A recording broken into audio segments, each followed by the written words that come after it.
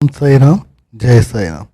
सभी साई भक्तों का मेरे चैनल साई दर्शन में स्वागत है। दोस्तों, आज हम बात करने वाले हैं साईं बाबा के 11 वचनों के बारे में।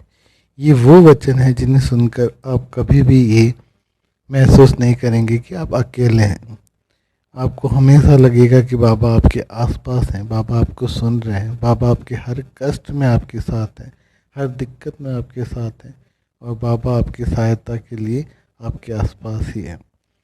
तो आइए जानते हैं 11 उन वचनों के बारे में और समझते हैं उन वचनों को कि उन वचनों में क्या बताया है बाबा ने और क्या कहा है, जिन्हें सुनकर आपको हमेशा लगेगा कि बाबा मेरे पास हैं, मेरे साथ हैं। तो बाबा का जो पहला वचन है वो है, जो शिरडी में आएगा आपद दूर भगाएगा। इसका क्या अर्थ हुआ कि जो भी इंसान शिरडी में बाबा के दर्शन के लिए जाएगा, शिरडी की सीढ़ियाँ चढ़ेगा, उसकी सारी दिक्कतें, सारे कष्ट बाबा हर लेंगे, उसके सारे दुख खत्म हो जाएंगे, बाबा उसकी हर मनोकामना पूर्ण करेंगे, उसकी हर तकलीफ को दूर करेंगे। अगला जो वचन है, चढ़े समाधि की सीढ़ी पर, पैर तले दुख की पीढ़ी पर। अब इसमें बाबा कह रहे हैं कि जो मेरी समाधि की सीढ़ी पर चढ़ेगा उसके सारे दुख उसके पैरों के तले दबकर नष्ट हो जाएंगे। उसे कोई भी दुख, कष्ट, पीड़ा नहीं सताएगी। उसके जीवन के सारे कष्ट मैं हर लूँगा जो मेरी समाधि की सीढ़ी पर चढ़ेगा। तीसरा वचन है, त्याग शरीर चला जाऊंगा, भक्त हेतु दौड़ा आऊँगा। अब तीसरे वचन में बाबा कह रहे हैं, मैं शरीर को त्याग कर जरूर जा रहा हूँ, पर जब भी मेरे भक्त मुझे श्रद्धा से और भक्ति से मुझे पुकारेंगे, मैं उनकी सहायता के लिए, उनके कष्टों को, उनकी पीड़ा को दूर करने के लिए दौड़ा चला आऊँगा। शरीर भले मेरा मैं त्याग रहा हूँ, लेकिन मेरी आत्मा हमेशा यहाँ रहेगी। और जब भी कोई मुझे पुकारेगा, कोई भी भक्त श्रद्धा से मुझे पुकारेगा, मैं उसकी सहायता के लिए दौड़ा चला आऊँगा। अगला जो वचन है, मन में रखना दृढ़ विश्वास, करी समाधि पूरी आस। मन में हमेशा दृढ़ विश्वास रखना कि जो मेरी समाधि है वो हमेशा आस पूरी करेगी। अगर आप श्रद्धा और विश्वास से समाधि पर सर टेकेंगे, माथा टेकेंगे और बाबा से कुछ भी मांगेंगे, तो बाबा आपकी हर पुकार को सुनेंगे, आपकी हर कामना को पूर्ण करेंगे, आपके सारे कष्ट, दुख और पीड़ा को हर लेंगे। तो हमेशा पर मन में ये विश्वास और श्रद्धा दृढ़ रखना कि बाबा समाधि की, जो बाबा की समाधि है वो आपकी आस पूरी जरूर करेगी। अगला जो वचन है, मुझे सदा जीवित ही जानो, अनुभव करो सत्य पहचानो। अब इसमें बाबा कह रहे हैं, मुझे हमेशा जीवित जाना ना, कभी भी ये मत सोचना कि बाबा तो इस दुनिया में नहीं। यही समझना कि बाबा हमारे आसपास ही है। अपने आसपास अनुभव करना और इस सत्य को पहचानना कि मैं कहीं नहीं गया हूँ, मैं हमेशा अपने भक्तों के साथ हूँ। जो भी श्रद्धा और भक्ति से मुझे याद करेगा, मैं उसके कष्ट को दूर करने के लिए, उसकी कामना पूर्ण करने के लिए हमेशा उसके आसपास रहूँगा। तो इस चीज़ को आपको अनुभव करिए। जब आप बाबा के प्रति प्रेम और श्रद्धा से समर्पित कर देंगे अपने आप को, तो आप खुद अनुभव करेंगे कि बाबा हमेशा आपके साथ हैं और आप इस सत्य को जानने लग जाएंगे। अगला जो वचन है, मेरी शरण आ खाली जाए, हो तो कोई मुझे बताए। बाबा कह रहे हैं, ऐसा कोई इंसान जो मेरी शरण में आया है, जिसने अपने आप को मुझे समर्पित कर दिया है, जिसने ये कहा है कि बाबा मैं पूरी श्रद्धा और भक्ति से आपको, अपने आप को समर्पित करता हूँ, उस इंसान की कौन सी कामना पूरी नहीं होती है, उस इंसान के कौन से कष्ट दूर नहीं होते हैं। ऐसा अगर कोई इंसान है तो मुझे बताओ। मैं हर उस इंसान की कामना पूर्ण करता हूँ, हर उस इंसान के कष्ट, पीड़ा, दुख दूर कर देता हूँ जो मेरी शरण में आता है।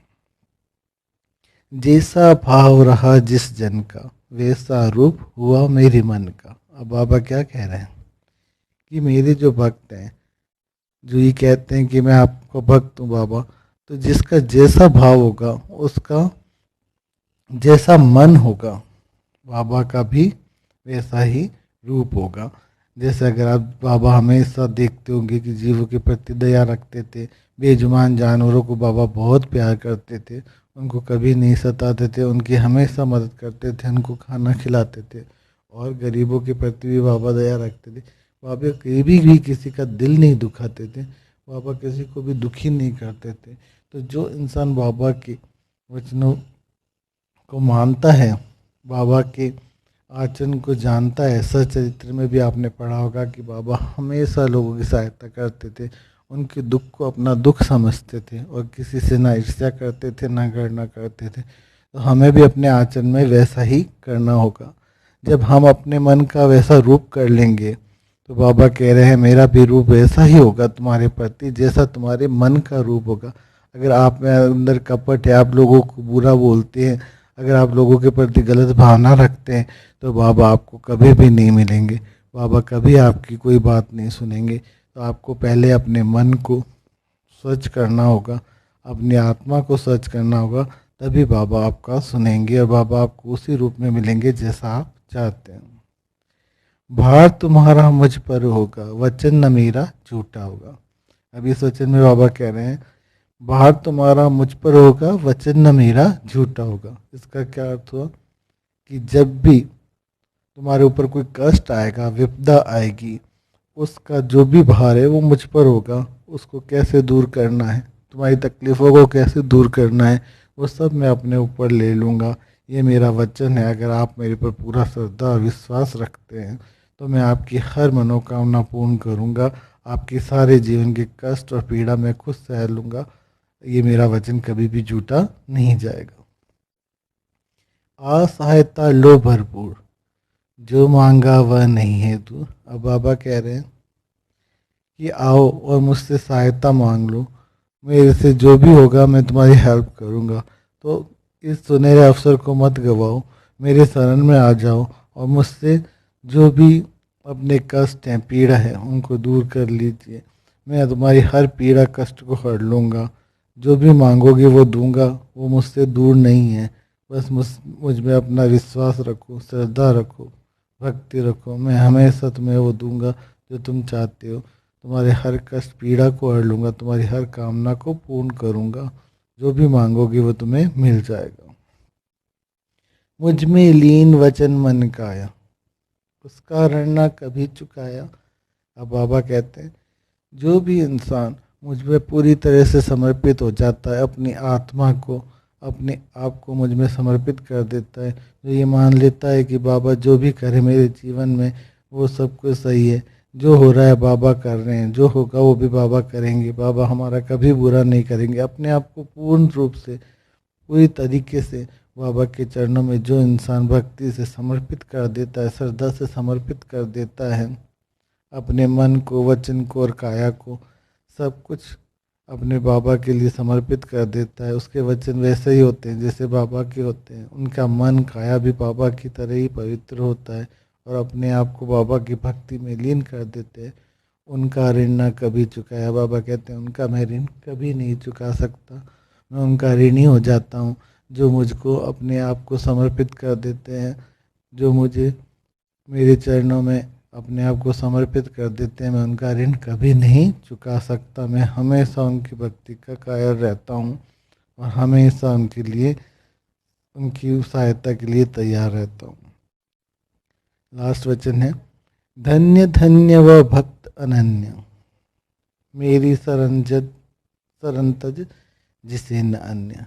अब बाबा कह रहे हैं वो भक्त धन्य है, वो भक्त धन्य है जिसे मेरी शरण के अलावा कुछ और नहीं सोचता, जिसे मेरे अलावा कुछ और नहीं सोचता, जिसे मेरी भक्ति के अलावा कुछ और नहीं सोचता, जो हर समय मुझे याद करता है, जो हर समय मुझे अपने अंदर बसाए रखता है, वो भक्त धन्य है। तो ये जो थे बाबा के 11 वचन हैं। अगर आप कभी भी निराश होते हैं, आपको लगता है कि बाबा आपके साथ नहीं है, बाबा आपकी सुन नहीं रहे हैं, तो इन वचनों को पढ़ लीजिए, इन वचनों को सुन लीजिए, तो आपको हमेशा लगेगा कि बाबा आपके साथ हैं। अगर बाबा आपका नहीं सुन रहे हैं तो उसमें भी कुछ अच्छा ही है, बाबा आपके लिए कुछ और अच्छा सोच रखा है। अगर आप इस तरीके से सोचेंगे तो आप जीवन में कभी निराश नहीं होंगे। और बाबा पर अपनी अटूट श्रद्धा विश्वास रखिए। बाबा हर इंसान की मदद करते हैं, हर इंसान के कष्ट दूर करते हैं। बाबा हमेशा अपने भक्तों का भला करते हैं। इसी विश्वास के साथ में मैं इस